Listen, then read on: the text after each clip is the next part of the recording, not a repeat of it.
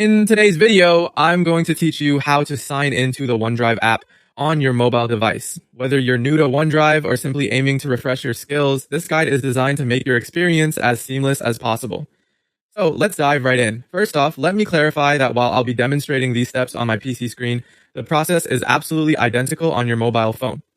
The buttons and options you'll encounter will look the same. You'll just be tapping them instead of clicking. So if you see me navigating with a mouse, remember that you'll be doing the same with a simple tap.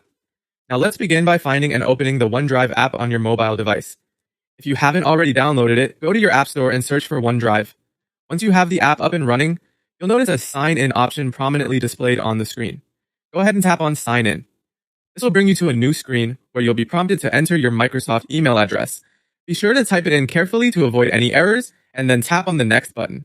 Now it's time to enter your password. Again, accuracy is key here, so ensure each character is correct before you move on. If you're in a public place and worried about prying eyes, you might want to double check that you're inputting the correct password. When you're ready, tap sign in. And that's it. You're all set up and signed into OneDrive on your mobile device. From here, you're ready to start accessing, storing, and sharing your files with ease, all from the convenience of your phone.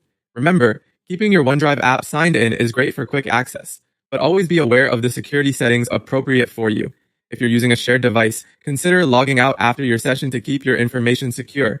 I hope this guide has been helpful for you. Signing into OneDrive is now just a few taps away, simplifying your mobile experience with access to your files anytime, anywhere. If you found this video useful, feel free to explore other tutorials for more tips and tricks. Thank you for joining me today, and happy organizing with OneDrive.